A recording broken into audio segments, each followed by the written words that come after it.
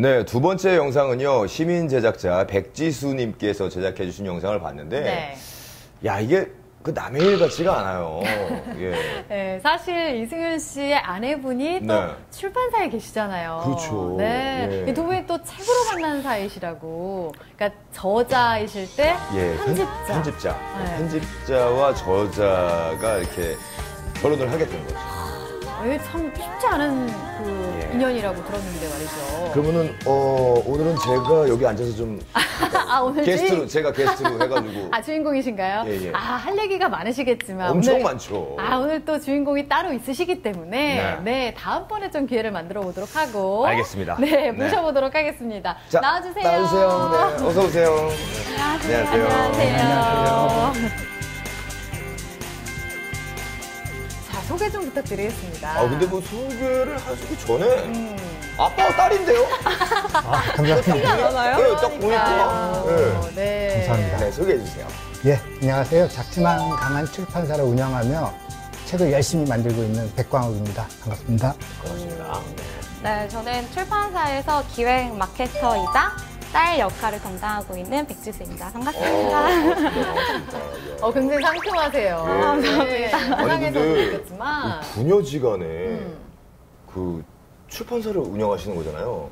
제가 그 아빠와 딸이 하는 떡볶이집은 봤는데 이렇게 네. 아버지와 딸이 함께하는 그 출판사는 사실 저는 본 적이 없거든요. 그러니까 두 분만 지금 같이 하시는 건 거잖아요. 그렇죠. 대부분은 이제 요즘은 워낙 외주 프리랜서 시스템이 잘 돼 있어서 네. 그분들이 대부분 바깥 일을 해주시고 저희는 네. 내부에서 크게 운영을 하는 역할을 하고 있습니다.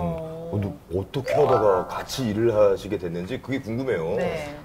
아버지가 원래 출판업에 오래 계셨어요. 네. 그래서 출판사를 이제 좀 운영을 하시다가 5년 전에 독립을 하시면서 이제 좀 나의 책을 만들어 봐야겠다 하는 결심을 하셨고, 네. 그때 저는 이제 제가 하고 싶은 일이랑 조금 방향이 비슷해서 그냥 학교 다니면서 뭐 아르바이트식으로 도와드려야겠다 해서 시작한 게 벌써 어떻게 4년이 되고 지금 이제 저도 정말 이렇게 본전에 뛰어들어서 열심히 하고 있습니다.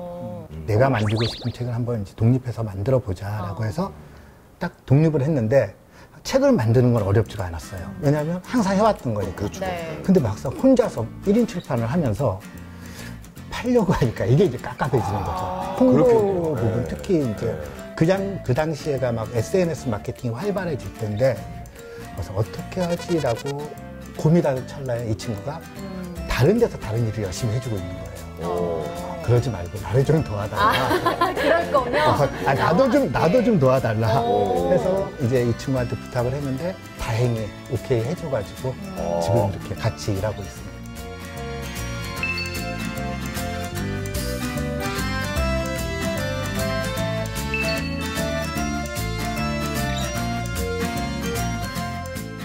저는 사실 그 한 권의 책이 나오기까지 얼마나 어려운 과정을 거치는지 그 옆에서 보잖아요. 아시잖아요. 아내가 또. 그 네. 같은 일을 하니까 네네. 저자와 뭔가 이 소통이 잘 안 될 때 그리고 저자가 갑자기 잠수 탔을 때 잘 아시네요. 예.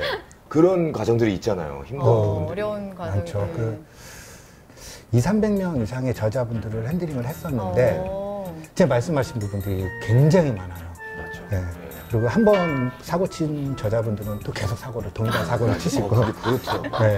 한 번 날짜 어기신 분들은 네. 끝까지 어기시고 제때 이게 원래 그러니까 출판 날짜보다 뒤로 밀리는 경우가 굉장히 많아요. 그렇죠. 비일비재합니다. 그래서 이제 편집자 같은 경우는 A안, B안, C안까지를 준비해서 이 저자분이 그런 어떤 이제 좀 불미스러운 일을 저질렀을 때 B안으로 이 이제 원고 출간 날짜를 맞춰주는 것도 하나의 이제 큰 그 줄거리를 잡는 거고. 네. 이제 대표님께서는 네. 이제 에디터 일을 하시는 거고. 그렇죠. 네. 그럼 그 따님이 주로 하는 일은 저는 이제 기획이랑 마케팅을 해요. 그래서 아버지가 열심히 만드신 책을 이제 잘 파는 거죠. 아버지가 만들고 딸이 팔고. 따라한 건 아닌데 어쩌다 보니까 그렇게 됐어요. 그렇군요. 저는 항상 마케팅 할 때 제일 먼저 생각하는 게 이 책을 누가 읽을까 생각을 해요. 그러니까 마케팅 용어로 페르소나라고 하는데 페르소나를 딱 정의를 하고 그럼 이 페르소나는 어떤 표지를 고를까? 어떤 카피를 고를까? 어디서 책을 살까? 맞아. 어떤 주제가 더 필요할까? 이런 것들 이제 이런 관점을 생각하다 보니까 마케터적인 시각인 거죠. 저는 이제 어쨌든 팔아야 하는 입장이라서. 네. 그래서 저희 대표님은 가끔은 저한테 그러세요. 지수야, 너 너무 이거 상업적으로 글을 쓰는 거 아니냐. 혹은 왜 지수야 이렇게까지 해야 하냐. 이럴 때가 되게 많으세요. 근데 저는 이제 근데 팔려면 해야 됩니다. 근데 저희 아버지는 책은 그렇게 하는 게 아니라고 마치 숭고한 무언가를 얘기하는 것처럼. 그 에피소드가 저도 있는데요. 네. 제가 이제 그 2007년도에 첫 번째 책을 썼어요. 그때 왜냐면 제가 그 개그 프로그램에서 하는 코너가 이제 헬스보이라고 있었는데 책이 그냥 헬스보이로 나왔어. 제목을 헬스보이로 하기로 했어요. 네. 근데 그 위에 책이 나왔는데 위에 뭐가 붙어 있어. 그래서 이게 뭔가 봤더니 7일이면 근육 붙는 헬스보이라고 되는 거야. 7일이면 근육이 붙는데. 그렇게 말씀하신 적이 없어요? 난 그런 적이 없는데. 그래서 막 안 좋았어요. 저희가 책을 만들면 있어서 아까 독자도 중요하다고 했지만 더 중요하신 분들은 저자분들이거든요. 왜냐면 저자분들이 어쨌든 머릿속에 있는 그 아이디어들을 그 굉장히 귀한 시간을 쪼개서 정리를 해서 그걸 독자들한테 어떻게 보면 재능을 이렇게 같이 나누는 건데 그분들의 어떤 그 가치를 좀 낮게 평가하고 싶지 않은 것들은 또 에디터들의 또 욕심인 것 같아요.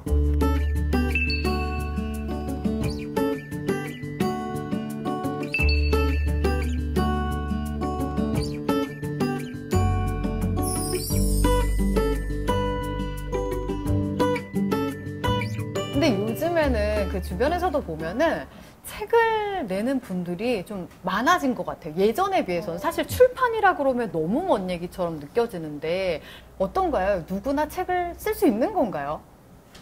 보통 이제 저자가 되고 싶다, 책을 내고 싶다라고 하면 대부분의 분들은 그럼 내가 사회에 뭐 저명한 인사가 돼야 하는가? 아니면 정말 내가 이 분야에 뭐 박사라도 따야 되나라고 생각을 하세요. 근데 사실 그거보다는 글을 주어부터 서술어까지 써내는 분이 작가가 된다고 저는 맞습니다. 생각을 해요. 네. 그러니까 누구나 글감을 가지고 있고 누구나 나만의 경험과 노하우와 지혜가 있는데 그걸 이제 사람들이 잘 볼 수 있게 그걸 얼마나 잘 적어내는가에 대한 문제이지 그게 막 정말 정말 성공한 사람은 할 수 있다 이런 건 아니거든요. 맞아요. 예.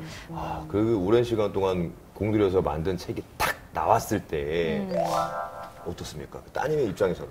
이게 한 번은 제가 친구들이랑 강남역에서 책이 나온 날 저녁 약속이 있었는데 이걸 너무 자랑하고 싶은 거예요. 그래서 식당에 가서 창가 자리에 앉은 다음에 책을 두세 권을 이렇게 창가에 세워놓았어요. 식사하는 동안. 그래서 속으로 강남역에 광고비가 얼만데 내가 오늘 지나가면서. 먹는 동안이라서 지나가면서 이렇게 좋은 자세입니다. 좋은 방법인데요? 네, 이게 괜찮은 방법인데요? 그러니까요. 처음에 이제 책 나왔을 아내랑 이제 책 나왔을 때 저도 뭔가 보여줘야 될 거 아니에요. 그래서 내가 이제 사인회를 하자고 그랬어요. 그래서 서점에서 사인회를 하는데 아무래도 저 혼자 있는 것보다 다른 동료 개그맨들이 같이 와주면 사람이 더 많이 몰릴 거 아니에요. 그렇죠. 네. 그래서 진짜 거기서 그냥 개그 콘서트였어요. 그 서점이 동료들이 하도 많이 와가지고 제가 하도 불러가지고 근데 문제는 뭐냐면 내 사인회인데 다른 애들 사인을 받아. 내 책에 다른 애들 사인을 받는 거야. 내 뒤에 있는 다른 친구한테 사인을 이렇게 되는 경우가 있었는데. 근데 어쨌든 출판업에 계시다 보면 혹시 뭐 직업병 같은 것도 있으세요? 이제 저희 엄마랑 아버지가 연애하실 때 아버지가 편지를 되게 많이 쓰셨대요. 그래서 저희 엄마가 한 번 에이 써둔다고 답장을 쓰신 거예요.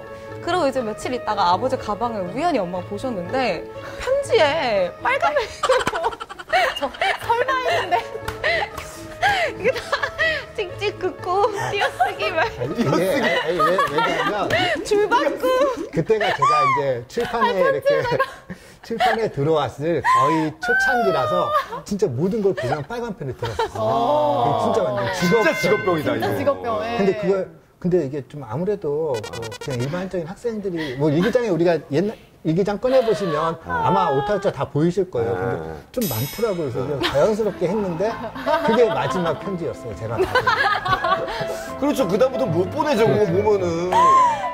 못 보내지. 아내 같은 경우도 교정 보는 일을 하다 보니까 직업병이 제가 이제 맞춤법 틀려서 톡을 보내잖아요. 수정을 해서 항상 와요. 이렇게 해서 그럼 틀린 거 있으면 이렇게 화살표 해가지고 이게 맞다고. 화살표까지. 그 어느 순간 되니까 이제 딱 의식을 하고 이렇게 하게 되고 찾아보고 보내게 되는 거예요. 그래서 결과적으로 어떻게 된지 아세요? 그 우리말 겨루기 나가서 1등 했어요. 어머! 이렇게 쌓이다 보니까 우리말 달인이 됐어, 내가. 아, 우리말 달인 인정. 와. 우리말 달인 3번 나가서 3번 다 1등 했어. 진짜요? 진짜로. 너무 좋다. 너무 좋으시네요. 능력자시네요. 모르시는 분들도 아마 계시겠지만 와, 진짜 제가 진짜. 3번 나가가지고 3번 다 1등 했어요. 그게 다 뭐냐면은 아내가 이제 맞춤법 고쳐줄 버릇 하니까 네. 이제 웬만한 건 다 알고 있는 거예요. 그 종이책만의 매력이라면 어떤 걸까요? 특히 최근 들어서 이제 전자책이 많이 활성화되어 있잖아요. 네. 저희도 종이책이 나오는 날짜에 얼추 맞춰서 전자책이 동시에 출간이 되기도 하는데 그만큼 이제 전자책을 원하는 니즈가 많아진 건 사실이에요. 저희 책을 만드는 사람 입장에서는 아무래도 종이책의 7대, 8대 2 정도 비중, 그게 80% 이상은 종이책에 갈 수밖에 없는 편이죠. 그리고 그 서점에서 이렇게 어쨌든 종이책들이 쫙 깔려 있을 때 괜히 눈이 가는 책들 있잖아요. 그거는 네. 전자책에서 볼 수 없는 또 묘미들인 거고 맞아요. 또 하나 딱 들어가지고 짜르르 이렇게 훑어볼 때 그 거기서 이제 스쳐 지나가는 활자들의 어떤 그 살아있음도 되게 좋은 것 같고